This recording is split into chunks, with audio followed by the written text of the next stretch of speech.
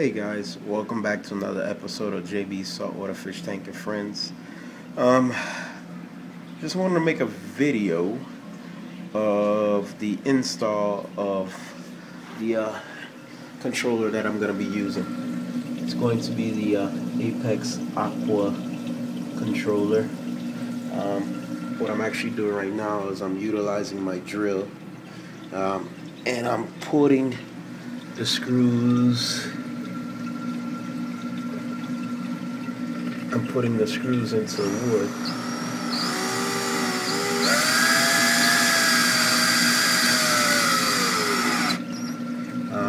And I'm getting ready to install the Apex controller. Now, I've watched a lot of YouTube videos and seen a lot of people do a lot of different things on what they utilize their Apex for. In this situation, I am only going to be strictly utilizing this for my lights. What do I mean by that is it's going to run the system, but maybe not as much as most people have it running theirs. I know I've seen a few people do like utilized it to do their auto top off, to do their switch and all that stuff or whatever like that. I think mine is just, I'm going to have my pumps and everything connected to it, but I'm going to strictly use it for the most part, strictly for my lights until either I get another EB8 or I figure out a way to utilize it more efficiently. My lights consist of a Cree 3-watt LEDs. I think I put like 56 bulbs on and I built a custom fixture and everything like that. And it took me, I'd say a good 3 weeks or a month to get it together. Reference, my original Apex not working. I had to send it back.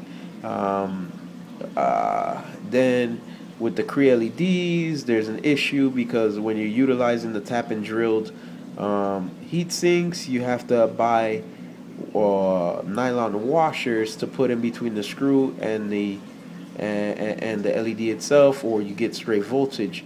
I learned that the hard way. I lost a couple LEDs like that, but since it's DIY and there's really like no super instructions on how to do it, you end up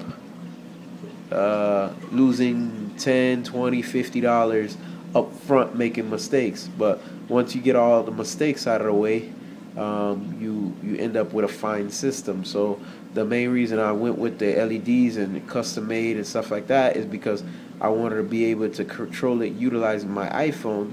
I would have showed you that, but right now I'm using the iPhone to shoot this video, so that's not going to happen this very second. But back to what we were talking about. Right now I was using T5s. I don't know if you guys can see the fixture all the way up there. I was utilizing those T5s. It's like midnight. It's my Friday, because I have Thursdays and Fridays off from work. So I'm gonna utilize tonight to try to hurry up and get this fixture on. So by tomorrow, when I'm doing all my little runarounds and everything like that, hopefully it'll come on, everything will work, and I can clear out all the bugs and kinks in the morning once all the stores are open. But I at least want to try to get it on tonight. So I guess, guys, follow me on this little adventure and we'll make this happen. Alright, so this is I guess part 1 of the video, and we'll take a quick commercial break and we'll come back with the next item that needs to be installed.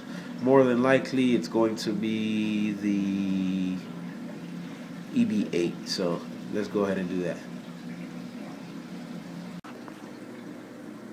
Okay, so we're back. This is our Energy Bar 8 right here. Something I was looking at and trying to figure out is, where the heck am I gonna put this thing? So, and I want to keep this clean, and you know, I got this nice glass here, and now I got this whole California style going on because I got the doors off, and I'm trying to figure out that if some days I want to show off the tank and keep the doors off, I have to keep it clean. Besides all the salt and the reef results stuff that's all over the glass that I need to clean off, I also need to keep the wiring clean. So what better way to have a drip loop and keep the wires clean than by putting all the wires in the back of the tank. Now granted, that means the tank is going to have to sit a little bit more off the wall, but it's worth it if it's going to make the tank look a lot better, which I think it will. So what I'm going to do is I went ahead and moved the tank off the wall, excuse me, and I'm thinking about putting it right up here, so that way you see the outlet down there, it'll be plugged into the outlet, and then we'll have a nice sized drip loop, and also it'll be out the way. And then if I need to access it, I don't have to bend over or anything. I can access it right here. And I mean, this is a pretty nice tall stand, so I mean, I'm gonna go ahead and try this out, and I'll go ahead and drill it in, and we'll come back. Alright guys, took me a little bit of time, but I was able to get it on. What I went ahead and did is I put in the 4 screws to make sure that it was nice and steady, and then I also added like some tie straps to hold the wire, and I ran it straight down. There's still a little kink in it, but I don't think I'll be that super anal where I'll go utilize another one to fix the kink. I don't think it's worth the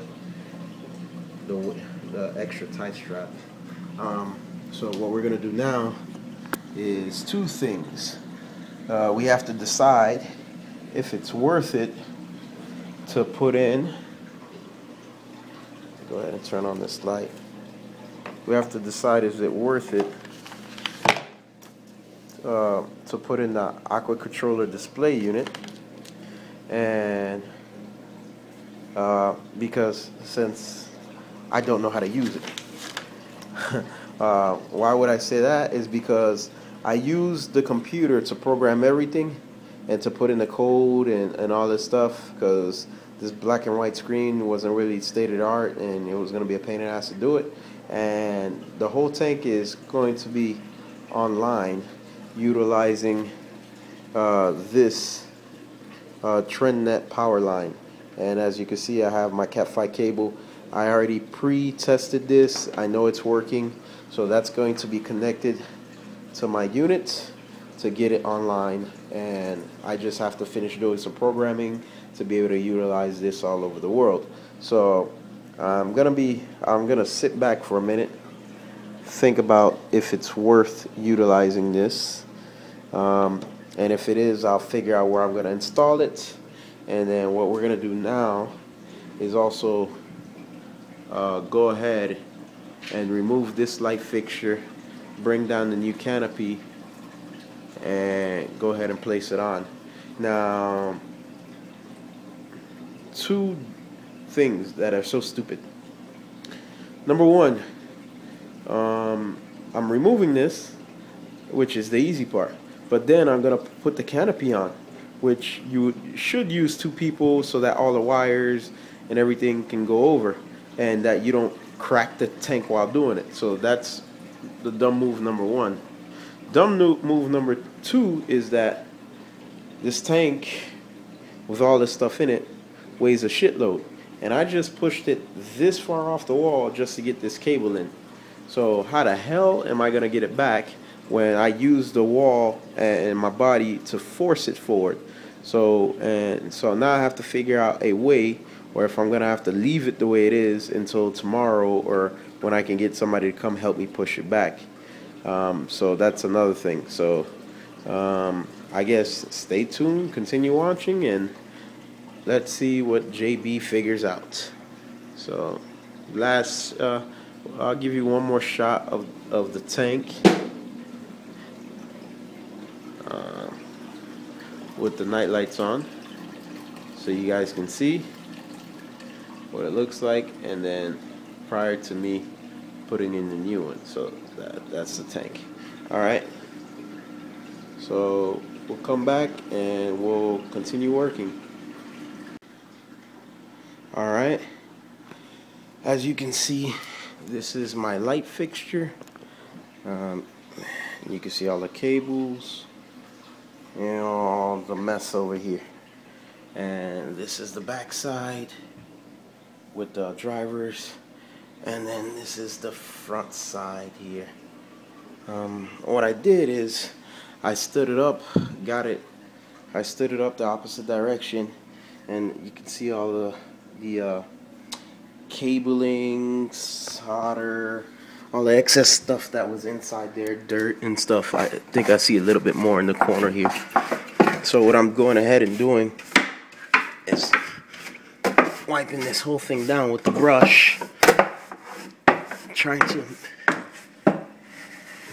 make sure that there's nothing extra lying around inside that'll go into the tank and my fish will eat and die from. Another thing I'm going to be doing is all these cables, I'm going to try to tidy it up a little bit because I don't want them hanging like they're doing now. I guess the best way to do that is to utilize some more tie straps, or I wish I had some Velcro today, but I don't. So I'll make a decision and figure out how I'm going to do that.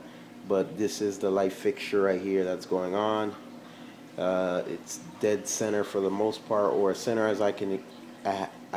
As much center as I could have got it. I added 2 fans. Not to say that I'm gonna really utilize them, but I'm gonna set them on temperature mode, and that way, if they have to be utilized, they'll come on when they need to as a necessity. These lights are wired into each other.